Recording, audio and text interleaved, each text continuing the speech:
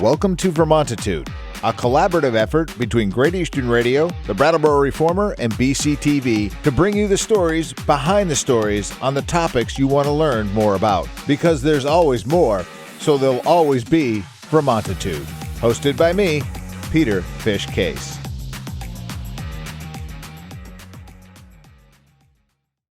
Welcome to Vermontitude. New episodes drop every Tuesday and can be found by going to vermontitude.com, reformer.com, or BCTV.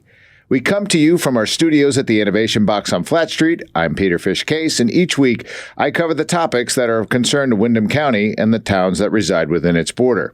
This week, it's National Crimes Victims' Rights Week. And today, we've got three guests: Kelsey Rice, a survivor and a family engagement specialist with Easterseals; Samantha Prince from the Windham County Safe Place; and Tammy Mellish from the Brattleboro DCF. Welcome. Thank you. All right. Kelsey had reached out to me, and so we're going to start with her and the work that she's done. Tell us a little bit about some of the work you do and the week that we have coming up here. Well, yeah, when this comes out, it will come out next week, which is Victims' Rights Week. Crime Victim Rights Week, and that is recognized across the nation. And here in Vermont, the Vermont Center for Victim Services sponsors and coordinates the events, and the week is capped off by honoring advocates and service providers who support victims.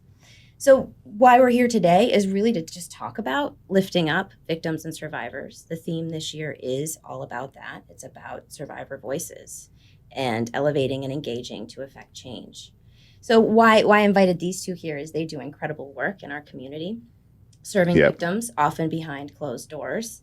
And the community doesn't really know. We certainly have the Women's Freedom Center, which none of this could be possible without them. But there's also a lot of work done by multitude of agencies, and there's been a lot of discussion in our community lately in light of the recent tragedy. And while it feels a little strange, the timing to be sort of having a celebration, it also feels very timely, because I think there's been a lot of discussion about how we need the broader community to be more aware of this work that's going on.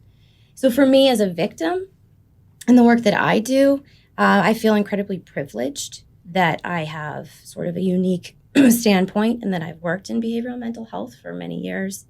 And so I have that lens. And at the same time, I am a victim of violence. And I know firsthand how incredibly difficult it is to navigate systems and seeking safety. And I did that here in this community. Right. And I honestly don't think I would be here today without the support that I've received from Vermont State Police, Brattleboro Police Department, Windham County State's Attorney's Office, Women's Freedom Center, DCF. I mean, there's so many people that do incredible work in supporting victims. But then beyond that, we have so much work to do. So there's still so much stigma around what victims face. So I'm very privileged. I was born with a loud mouth, and that's a big resiliency factor for me. And this is my recovery. But I don't do it alone. Survivors are organizing, and there's a lot more to come. All right. Do me a favor. Now, because we know that Tammy won't do it, I want you to talk about the award she's going to receive. Thank you. Yes. So, again, this ceremony, I have the privilege of Easterseals partners with DCF. And so I have the opportunity to work with the family services workers there in supporting victims. And Tammy is just an incredible advocate for children and parents. I mean, truly as a victim, it's impossible for me to not have that lens when I witness her work. Right. And when I speak to parents after they have engaged with Tammy. So I nominated her for Crime Victim Service Outstanding Advocate Award, which is, again, she's going to receive this in Montpelier next week. And it's a pretty big deal.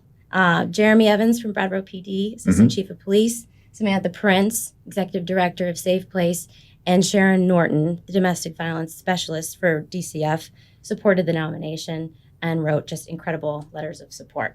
So great. There it is. So Tammy, let's move to you now. You are with Brattleboro DCF. Yes. So tell us about what your involvement in this week will look like and the things the messages you're hoping to get out there and relay. The week will look like any other week working at DCF. I've been working for DCF for nearly 7 years. I will say that the one thing that I really want everyone to know is that when we step into a home to work with families, they have stories, memories, experiences that are not unlike ours. I recognize that the work is incredibly intrusive, and that we have to be so sensitive when we are approaching and working with families, and to honor their space, and to just really hold space for them. The children's safety always needs to be at the forefront of our interventions, and we'll often direct the services and the planning with the family. But when we identify that there is violence in the home, we will work really hard to safety plan with the non-offending parent. And there are many different ways in which that will happen, but it almost always involves natural family, friends, and community partners. And often, if we can and if safe, we will intervene and involve the offending parent if possible. When safe. Sure. Yeah. Of course. So the other thing that's important to know is in my lifetime, there really has been a shift in mindset about families who are experiencing violence in the home, and that's there was a time where the expectation really was that families would a caregiver, a non-offending caregiver, and their children would need to leave the home, or the perpetrator of alleged abuse would need to leave the home. And we know that there can be ways around that through safety planning, and it's not always the case, but it can often be the case. And so we at DCF really want to partner with families and be able to mitigate risk in the home, because children can safely be kept in the home with their caregivers if we can come up with a good, tight safety plan. And so we work really hard to make that happen if possible. So, I mean, it's safe to say, keeping kids in familiar surroundings, keeping that stuff that's common for them, that they understand is the best situation for them, regardless. Regardless, bad choice of words. I retract regardless, but yeah, it is our goal when safety is when safety can be assured, and also what does the idyllic safety is. Sometimes we want our vision of safety for a family. Right. Everyone's vision of safety for their family, is not always. We're not always going to get that perfection. Sometimes we have to look at, what is safer, what is safe enough. It takes, a long time to learn behaviors, and it will take time to unlearn behaviors. And you're not going to move mountains overnight. Right. But if we can get to safer, and you have people in place who love and care about these people and are committed to help them make those changes, then that's what we are going to do. And we're going to work really hard to support them with those changes. Now, the one thing you're leaving out is that you're doing this while everything is moving at 100 miles an hour. Yes. Right? Yes. Okay. Except we are, like I said, you need to hold space, and you need to remember to hold space while you're moving at 100 miles an hour. Yes. I do want to emphasize that all the work that these three women that are in front of me are doing now, when they show up, these things are moving that quickly, and you're having to make these decisions that quickly. So it's really important for a week like this to kind of highlight some of the work that you're doing, that's being done. Now, because I know that Kelsey won't talk about it, I'm going to ask you, Tammy, to talk about the award she's receiving. Well, to be completely honest with you, I just found out about it. So it's quite a surprise to me. So, well, we want to recognize that that's part of the reason why we're gathering here to do this, to highlight the work that these three organizations are doing, plus the backbone of support that you all have.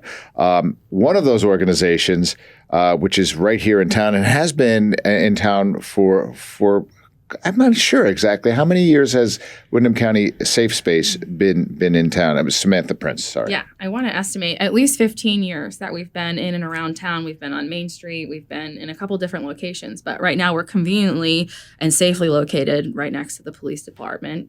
Right. We're distinguished by rainbow hearts on the sidewalk. So when people come to see us, they just follow the rainbow hearts to get to our door. All right.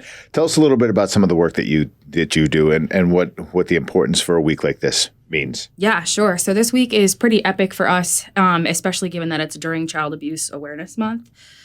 So we have been highlighting folks from our team. We'll be highlighting Tammy next week to just honor the fact that we're all doing this work, and it's super challenging, and it's definitely in the trenches type work. We're sitting in trauma with folks over and over again, and we are removing ourselves and our own biases and our own trauma so that we can better serve them and meet them where they're at, so that while they're in some of the darkest moments of their lives, we can help to bring some light to them. Okay. Now, this whole thing kind of comes to it all ends in Montpelier, in the state capitol, at the end of the week on the 28th. Who wants to speak to kind of what we can expect on Friday, this coming Friday? I can speak to that. All right. So there could be things popping up in the media nationally in all over the country around, again, lifting up survivors and victims. And again, this is victims of crime, not just around gender-based violence, but it could be families of homicide victims. It could be anybody. So all week long will be things will be popping up in the media. Specifically here in Vermont, there's some different podcasts coming out. This will be aired and posted various places. Thank you. You're welcome. But really, hopefully just conversations. And there are some different workshops going on, more so for advocates. But on Friday, the award ceremony that's happening at the Capitol Plaza in Montpelier will be covered by BCTV. Okay. Thank you, BCTV. Yes, thank you. So that will be available for people to see. And I think my hope, and I was so excited that you invited me here. I was hoping you just hang a poster and you invited us to do this, which is great. Really, just to spread awareness. Yeah. There's still so much work to do. And what is happening now, again, I owe my life to the responses after violence happens. But that's not shifting the tide of the problem that we have. And it is going to take all of us. It's a systemic issue, and we need to be able to shift our conditioning around how we approach one another. So that's what this is all about for me, and it's about gratitude. So I'm, again, hoping this is opportunity, anybody that watches this, again, to thank those folks that you know that are service providers of any kind, and just be aware that in this community, if you're privileged enough to not see it and not know what's going on, that doesn't mean it isn't going on all around you. It also doesn't mean that you shouldn't weigh in and help when you can. Right. And I will say one more thing. Newly elected select board member, that last October, the select board adopted a town resolution acknowledging freedom from domestic violence as a fundamental human right. Right. And in that resolution, it did say all town employees are charged to consider the voices and needs of survivors in all policies and town decisions. Good reminder. Yes. And while a lot of resolutions come through here in Brattleboro, because Brattleboro is great like that, sometimes they feel performative. Yeah. Just so you know, I'll say it here. That one was not. There's more to come. So Thank you. Good. All right. So Kelsey represents Easterseals, Tammy, Brattleboro DCF, Samantha, Windham County Safe Space. But these are not the only organizations in this town that are doing this work this week. You have the Women's Freedom Center. What are some others? So Women's Freedom Center is always doing this work. Always, right? And we would be remiss to not mention them many times. But the Vermont Center for Crime Victim Services here in the state, again, coordinates, facilitates the events here in Vermont. And the Vermont Network Against Domestic and Sexual Violence does just an immense amount of work. And they are the folks that nominated me for an award to be honest with you. Say they do so much up at the State House, rallying for legislation changes and really lifting up survivor voices. So there are just so many people, so many players. And I would like to also say the agencies and departments here in this community that supported me in seeking safety, also many of those who lifted up my voice and brought me to where I am here today in my activism work. So everybody's part of it, just not always acknowledged. Right. So that's what we're here for, to acknowledge.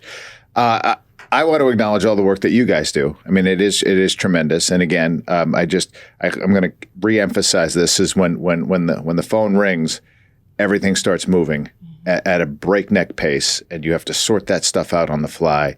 And I got to imagine that's traumatic for you, and not just entering into a trauma situation, but for you to sort that out and try to make the best decisions at that pace. So thank you, the three of you, for the work that you do in this community, and good luck getting the word out this week. I'm hoping that this helps.